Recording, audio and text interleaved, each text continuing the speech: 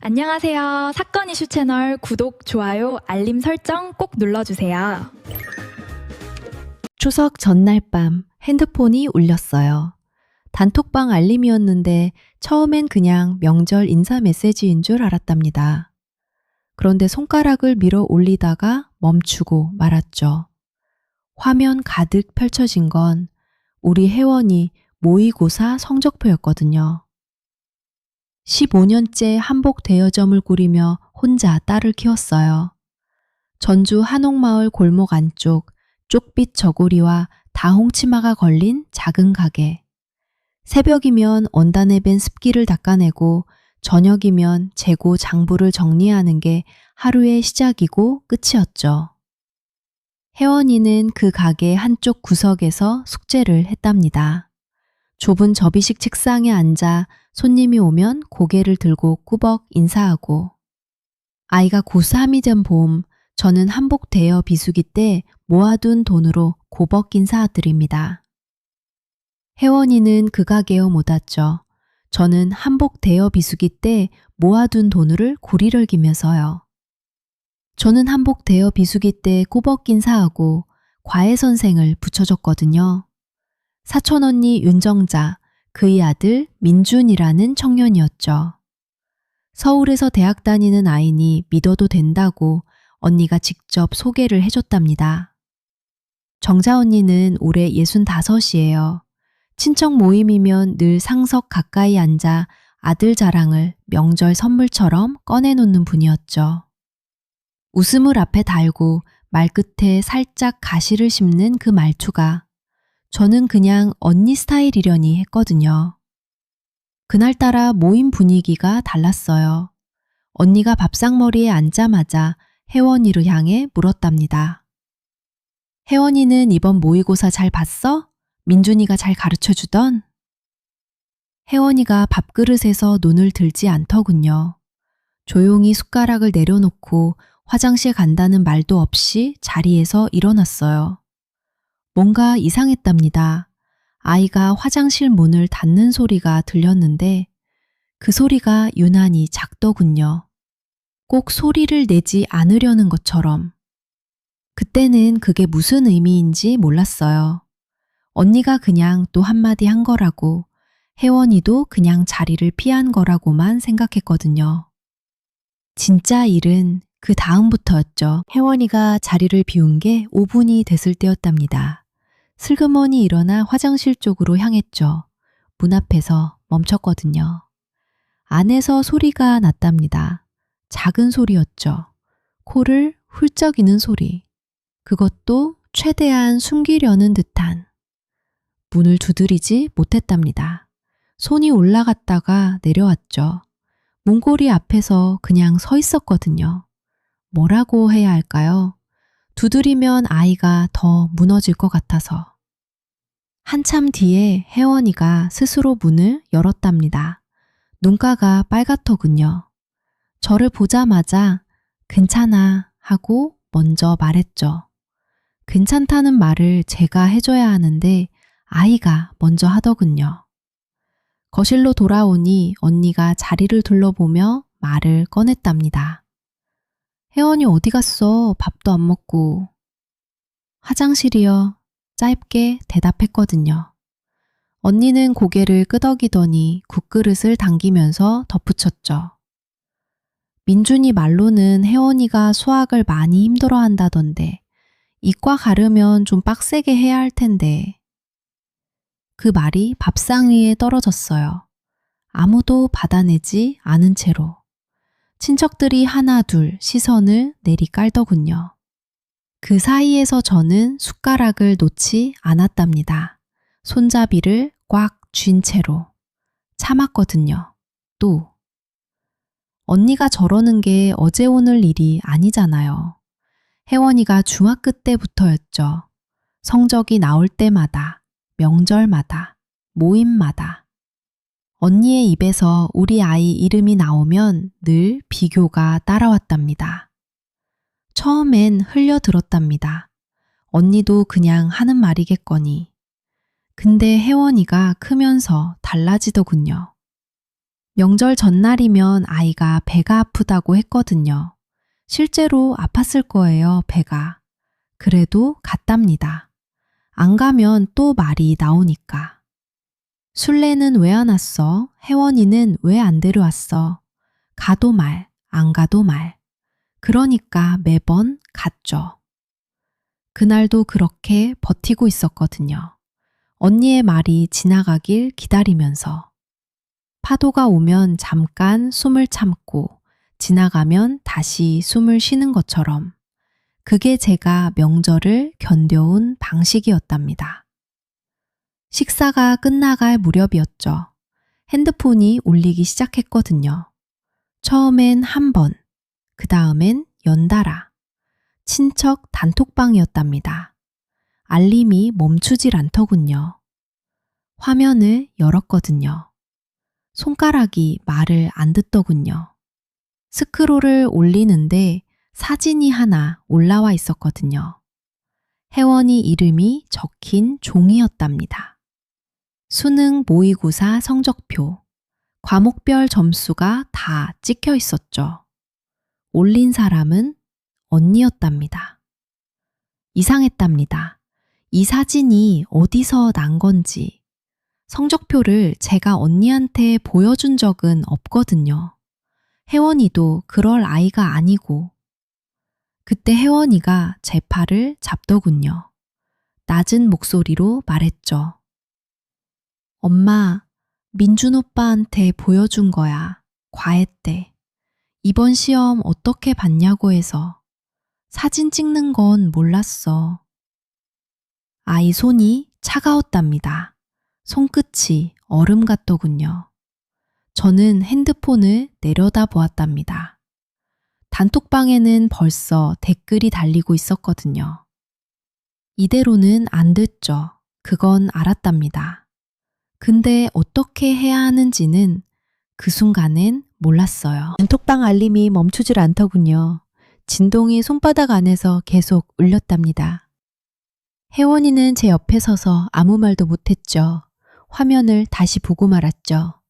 정자 언니가 올린 사진, 혜원이 이름이 적힌 모의고사 성적표였답니다. 과목별 점수가 낱낱이 찍혀 있었거든요. 국어 몇 점, 수학 몇 점. 숫자들이 눈앞에서 흔들렸죠. 댓글이 벌써 10개 넘게 달려있더군요. 혜원이 점수 본 사람이 저 하나가 아니었답니다. 친척 23명이 전부 읽은 거였죠. 엄마, 나 어떡해. 혜원이가 낮게 말하더군요. 그 목소리가 귀에 박혔답니다. 아이는 벽 쪽으로 몸을 돌렸죠. 어깨가 조금 떨렸답니다. 거실에서는 웃음소리가 들리더군요. 정자 언니가 소파에 앉아 누군가와 얘기하고 있었죠. 등이 보였답니다. 잘 다린 베이지색 저고리, 뒷목이 곧게 세워진 채로.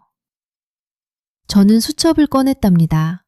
가방 안쪽 주머니에 늘 넣어두던 그거요. 날짜, 장소, 한 일. 억울한 게 생기면 적어두던 습관이 있었거든요. 손이 말을 안 들었지만 꾹 눌러 썼죠. 오늘 날짜, 단톡방, 혜원 성적표 사진, 민준이 출처. 민준이가 과외 도중 성적표 사진을 찍었다는 것. 혜원이가 방금 말해줬죠. 그 아이는 몰랐답니다. 오빠가 그걸 엄마한테 넘길 줄은 꿈에도 몰랐던 거죠. 참나, 과외 선생이라는 사람이 학생 성적을 찍어서 어머니한테 보낸다는 게 말이 되는 일인가요, 이게? 핸드폰을 쥔 손에 땀이 났답니다. 단톡방 화면을 스크롤했죠. 댓글 중에 하나가 눈에 걸리더군요. 혜원이 수능은 잘 보겠지. 모의고사니까 뭐. 그게 위로라고 단 거였죠. 나는 핸드폰을 내려놨답니다. 방 안이 조용했거든요. 거실 웃음소리만 벽 너머로 들렸죠. 혜원이가 창가에 서 있더군요. 커튼 끝을 손가락으로 쥐고 바깥을 보는 건지 아닌지도 모를 눈으로. 저는 그 뒷모습을 한참 봤답니다. 19살짜리가 감당할 것이 아니었죠. 점수가 창피한 게 아니었답니다. 그 아이의 것을 허락도 없이 꺼내 보인 거잖아요. 친척 23명 앞에. 수첩을 다시 폈답니다. 적어둔 글씨를 손끝으로 짚었죠. 개인정보, 무단 공유, 학생정보. 그 세 단어가 선명하더군요. 당문을 열었답니다. 거실 쪽으로 한 걸음 내디뎠죠. 정자 언니의 웃음소리가 가까워졌답니다. 핸드폰을 손에 쥔 채로 나는 걸어 나갔죠. 거실 문을 열었답니다. 정자 언니는 소파 쪽에 앉아 친척 언니들과 웃고 있었죠. 아직 아무것도 모르는 얼굴이었거든요. 핸드폰을 들었답니다. 단톡방을 열었죠. 손가락이 말을 안 들었지만 그래도 눌렀답니다. 노우 씨가 불러준 조항이 수첩에 적혀 있었거든요. 그걸 그대로 옮겼죠. 이렇게 썼답니다. 언니, 방금 올리신 사진이요. 혜원이 모의고사 성적표가 맞죠? 민준이가 과외 중에 찍어서 언니한테 넘긴 거 아닌가요? 전송 버튼을 눌렀답니다. 단톡방이 조용해졌죠. 읽음 숫자가 하나씩 올라가더군요. 12개, 16개, 20개. 정자 언니가 핸드폰을 들여다봤답니다. 웃음이 멈췄죠. 이게 무슨 소리야? 민준이가 왜 그런 걸 보내? 나는 거실 한가운데 섰답니다. 언니, 개인정보보호법 아시죠? 학원 강사가 학생 정보를 제3자한테 넘기면 위반이에요. 민준이가 과외 선생이잖아요. 정자 언니 입술이 움직였다. 멈추더군요. 핸드폰을 내려놓았다. 다시 집었죠. 야, 오술래. 지금 뭘 하는 거야? 내 아들을 신고하겠다는 거야? 단톡방에 한 줄을 더 썼답니다. 학생 과외 중 촬영한 성적 관련 자료를 보호자 외 제3자에게 제공하는 건 개인정보보호법 제18조 위반이에요. 신고 접수는 이미 해뒀거든요. 사실이 아니었답니다. 아직 접수 전이었죠. 하지만 손이 멈추지 않았거든요. 단톡방 읽음이 23개가 됐답니다. 이 집에서 이게 무슨 짓이야, 명절에! 정자 언니가 자리에서 일어서더군요. 손이 소파 팔걸이를 짚었죠. 다시 앉았답니다. 얼굴이 허옇게 됐거든요. 친척 언니 한 분이 조용히 말했답니다. 정자야, 근데 그 사진 왜 올린 거야? 혜원이 허락은 받았어? 내가 뭘, 그냥 우리 민준이가 보내줘서. 더 말이 없었답니다. 언니, 혜원이는 19이에요. 그의 점수가 언니 아들 자랑 재료가 아니잖아요. 정자 언니가 입을 열었다 닫았죠. 금태 안경 너머 눈이 방향을 잃고 있었답니다. 가방끈을 잡았다 놓았거든요. 나는 그냥 민준이가 잘 가르치고 있다는 걸 보여주려고. 나는 아무 말도 안 했답니다. 대답할 말이 없어서가 아니었죠. 충분하다 싶었거든요. 정자 언니가 가방을 집어들었답니다. 신발을 꿰신 채로 문 쪽으로 걸어갔죠. 아무도 붙잡지 않았답니다. 문이 닫히는 소리가 났거든요. 거실에 남은 사람들이 한동안 말이 없었답니다. 혜원이 방문이 살짝 열렸죠. 눈이 퉁퉁 부어 있었거든요. 엄마. 그 한마디 뿐이었답니다. 아이 손을 잡았죠. 차가웠거든요. 그래도 꼭 쥐었답니다. 추석이 지나고 단풍이 한 번 더 졌답니다. 가게 앞 은행나무 잎이 노랗게 물들었다가 후두득 다 떨어지더군요. 그 뒤로 첫 추위가 왔죠. 혜원이는 여전히 새벽에 일어나 책상 앞에 앉았답니다. 방문 틈으로 불빛이 새어나오면 저는 그냥 부엌에서 보리차를 끓였거든요. 말 걸지 않아도 됐죠. 그 불빛이면 충분했답니다. 단톡방은 조용해졌거든요. 알림이 뜨지 않았죠.